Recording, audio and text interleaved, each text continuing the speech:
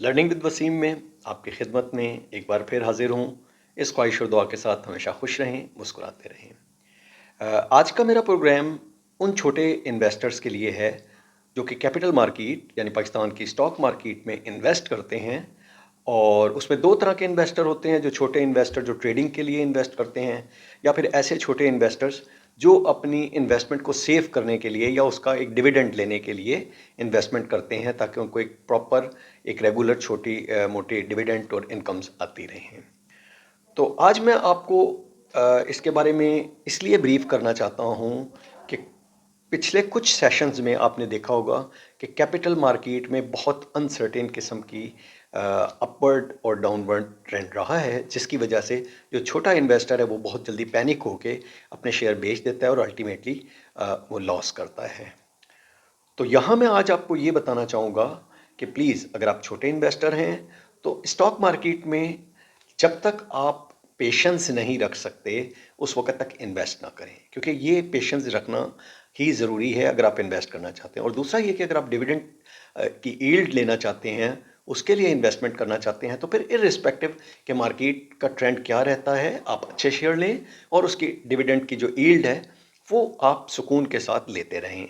और ये long term के लिए इन्वेस्ट करें, शॉर्ट टर्म के लिए ना करें। तो ये दो पॉइंट्स थे मेरे जो मैं आपसे डिस्कस करना चाहता था। अब हम लोग आते हैं कि आने वाले टाइम में पाकिस्तान में कैपिटल मार्केट या स्टॉक मार्केट किस तरह बिहेव करेगी और इसका आने वाले टाइम में क्या रिएक्शन होगा, क्या इसमें आप क्या गेन कर सकेंगे या क्या इसके चांसेस हैं। तो सबसे पहले तो हम आ जाते हैं कि आपने देखा होगा जब केयर टेकर गवर्नमेंट बनी तो सबसे पहले आपकी मार्केट बड़ी तेज़ी के साथ बूस्ट करना शुरू हुई, अपवर्ड ट्रेंड इसमें आ गया। और उसके अपवर्ड ट्रेंड आने की एक जो मेजर रीज़न थी वो ये थी कि केयर टेकर गवर्नमेंट ने इकॉनमी के ऊपर बड़े अच्छे स्टेप्स लिए, और जिसकी वजह से करेंसी जो है वो आपकी स्टेबल हुई, थोड़ी सी करेंसी स्टेबल हुई, आपका आपका जो रुपया है वो मजबूत हुआ। उसके साथ साथ आपका जो डिफ़ॉल्ट का ख़तरा था वो कम से कम हो गया। इनफैक्ट मैं तो पहले ही इस चीज़ पे कायल था और मैंने अपने एक व्लॉग में आपसे अर्ज़ भी की थी कि पाकिस्तान जैसा नेचुरल रिसोर्सेज रखने वाला मुल्क और इतनी बड़ी मार्केट इस तरह डिफ़ॉल्ट नहीं कर सकती। लेकिन चूंकि एक पब्लिक परसेप्शन था तो एक बहुत ज़्यादा पैनिक क्रिएट हो गया, मगर केयर टेकर गवर्नमेंट ने इसको प्रॉपरली हैंडल किया और एट द एंड ये हुआ कि आप उस एरा में से निकल गए, एक जो डिफ़ॉल्ट की तलवार आप पे लटक रही थी उससे निकल गए। उसके साथ साथ आपकी केयर टेकर गवर्नमेंट ने कुछ स्टेप्स लिए जिससे आपकी एक्सपोर्ट के अंदर इंक्रीज़ हुई, स्पेशली टेक्सटाइल में, और स्पेशली आईटी ने बहुत अच्छा परफॉर्म किया। जैसा कि मैं हमेशा कहता हूँ कि पाकिस्तान का फ्यूचर भी आईटी और एग्रीकल्चर में ही है।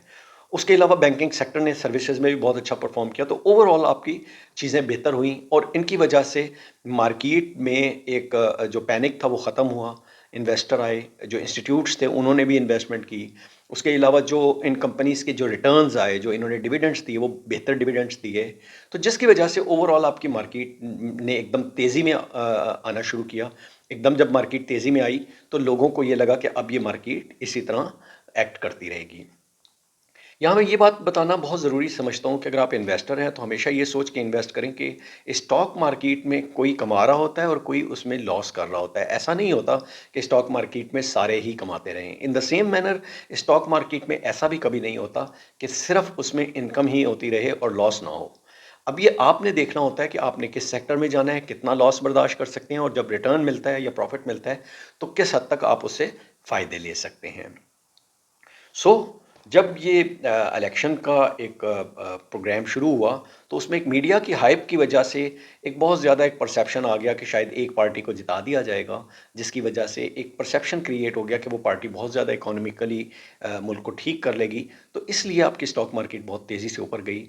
उसके बाद जब ये इलेक्शन थोड़ा सा इस पोजीशन में आया कि इसमें मुख्तलिफ पार्टीज़ को कोई ख़ास अक्सरियत नहीं मिल सकी, तो फिर एक मीडिया ने हाइप क्रिएट करना शुरू कर दिया कि शायद पता नहीं क्या हो जाएगा या किस तरह के हालात आ जाएंगे, जिसकी वजह से आपकी मार्केट का ट्रेंड वापस नेगेटिव हो गया।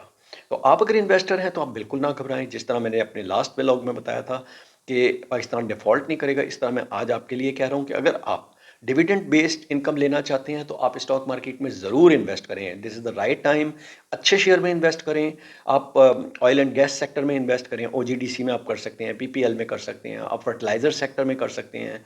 फर्टिलाइज़र की जो वेल नोन कंपनीज़ हैं, एग्रो फर्टिलाइज़र है या एग्रो फर्टिलाइज़र है या फौजी फर्टिलाइज़र है, इसमें कर सकते हैं। इसके अलावा अच्छे बैंक सेक्टर में आप कर सकते हैं, अमेज़न बैंक में आप कर सकते हैं। तो आप चेक कीजिए, अपना रिसर्च वर्क कंप्लीट कीजिए और अगर आप डिविडेंड बेस्ड इनकम लेना चाहते हैं तो फिर अच्छी कंपनी में इन्वेस्ट करके बड़े ही पेशेंस के साथ अपना डिविडेंड लीजिए और स्लोली एंड ग्रेजुअली आपका कैपिटल गेन भी होता रहेगा। तो अल्टीमेटली आप विनर ही होंगे, लूज़र नहीं होंगे। क्योंकि पाकिस्तान की ये जो पोजीशन है, ये कोई इतनी ख़तरनाक पोजीशन नहीं है। अभी हमारे पास 29 फ़ेब तक का टाइम है जिसमें ओथ टेकिंग हो जाएगी और 3 मार्च तक प्राइम मिनिस्टर जो है वो डिक्लेयर किया जाएगा। तो अभी काफ़ी टाइम है। तो इस टाइम के अंदर मेरा ज़ाती ख़्याल ये है कि सारी चीज़ें बैलेंस हो जाएँगी, ठीक हो जाएँगी और फिर जो पार्टी आएगी वो आईएमएफ के साथ प्रॉपर्ली डील कर सकेगी, पैकेज दे सकेगी।